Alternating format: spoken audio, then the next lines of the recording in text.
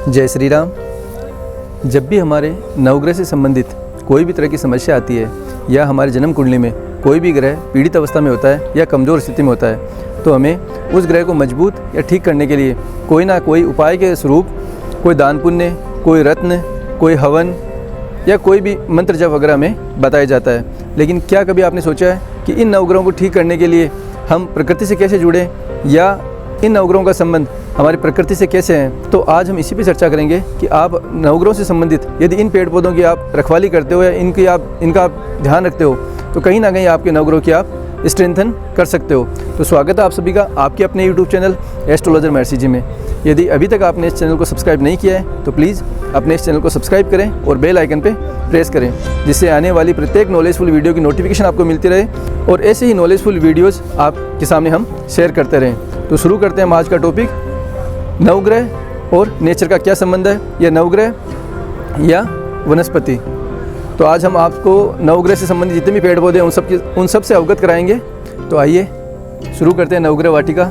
नवग्रह वाटिका में 9 ग्रह हैं और उनको रिप्रेजेंट करने वाले पौधे किस क्रम में लगाए गए हैं और वो कैसे होते हैं और आप कैसे उनका रख रखाव या उनका पूजन करने से आप कहीं ना कहीं अपने नवग्रह को मजबूत या ठीक कर सकते हैं। तो सबसे पहले हम नवग्रह के राजा जो हम सूर्य को मानते हैं उनको लेते हैं कि उनको रिप्रेजेंट करने वाले प्लांट कौन सा है।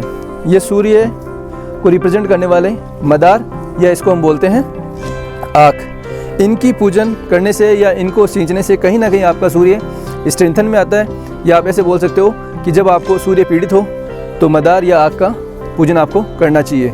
फिर हम देखते हैं चंद्रदेव को कि चंद्रदेव को रिप्रेजेंट करने वाले कौन से प्लांट होते हैं या कौन सा पौधा होता है जो चंद्रदेव को रिप्रेजेंट करता है। चंद्रमा को जो रिप्रेजेंट कर रहा है वो है प्लास। ये प्लास का पौधा होता है, दिखने में इस प्रकार का होता है। और ये जैसे चंद्रमा कारक होता है शीतलता का, उसी प्रकार यदि आप इस पौधे को रिलेटेड आप इनका रखरखाव करते हो, इनका पूजन करते हो, तो आपका मन शीतल होगा और कोई भी तरह की मानसिक व्याधि है उसका निवारण होगा और कहीं ना कहीं आपका मन भी शांत होगा। अब हम देखते हैं मंगल ग्रह को।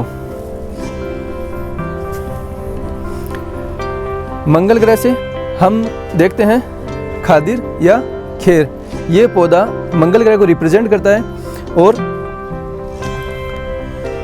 जिस प्रकार हम मंगल से रिलेटेड कोई भी हवन यज्ञ करते हैं तो हमें जो समिधा के रूप में काम में लेते हैं, इस खेर की लकड़ी को हम समिधा के रूप में काम में लेते हैं। तो इस प्रकार हमें पता नहीं होता कि हम हवन यज्ञ करते हैं, जो समिधा होती है वो कहाँ से बनती है, कैसे बनती है, लेकिन ये नवग्रह है, इन्हीं से जुड़ी हुई जब हम कोई यज्ञ करते हैं, इन्हीं ग्रह से जुड़ा हुआ कोई यज्ञ करते हैं तो उस हवन यज्ञ के रूप में जो समिधा काम में लेते हैं, पर्टिकुलर एक प्लेनेट की वो लकड़ी हम काम में लेते हैं। अब हम देखते हैं बुध ग्रह को। बुध ग्रह यानी मरकरी। मरकरी को रिप्रेजेंट करने वाला जो प्लांट है उसका नाम है अप्पामार्ग।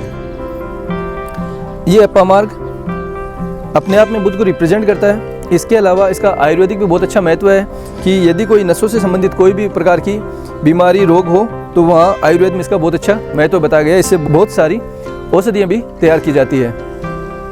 अब हम देखते हैं गुरुदेव बृहस्पति को। गुरुदेव बृहस्पति अश्वत्थ है या पीपल। ये जो पीपल का वृक्ष है ये गुरुदेव बृहस्पति को रिप्रेजेंट करता है और इसमें विष्णु भगवान का निवास भी मानते हैं। इनका पूजन करने से आपके कहीं ना कहीं जुपिटर यानी बृहस्पति वो मजबूत होते हैं, वो ठीक होते हैं और आपको प्रॉस्पेरिटी या समृद्धि की प्राप्ति होती है। फिर हम देखते हैं शुक्रदेव को। तो शुक्रदेव को रिप्रेजेंट करने वाले जो प्लांट है औदुंबर, ये औदुंबर है। इसके अलावा हम गूलर का जो वृक्ष होता है उसको वो भी शुक्रदेव को रिप्रेजेंट करता है। फिर हम देखते हैं शनि। शनिदेव को रिप्रेजेंट करने वाले पौधे का नाम है शमी। जब भी आप शनिदेव से रिलेटेड कोई भी हवन करते हो, यज्ञ करते हो या शनि ग्रह की शांति के निमित्त आप जब भी कोई पूजा पाठ करते हो तो उसमें जो समिधा काम में ली जाती है उसमें शमी वृक्ष की लकड़ी का प्रयोग किया जाता है और इनके प्रयोग मात्र से हमारे जो शनि ग्रह की शांति निवारण तो हम कार्य करते हैं वो हमारे सिद्धि प्राप्त होती है। फिर हम देखते हैं राहु ग्रह को। राहु ग्रह को रिप्रेजेंट करने वाली है दूर्वा। और दूर्वा को आप पूजते हो या दूर्वा को आप सिंचन करते हो तो यदि आपका राहु पीड़ित अवस्था में है तो कहीं ना कहीं ठीक होगा और पॉजिटिव अवस्था में आ जाएगा। अब हम देखते हैं केतु ग्रह को कि केतु ग्रह को प्रेजेंट करने वाला कौन सा प्लांट है या कौन सा पौधा होता है।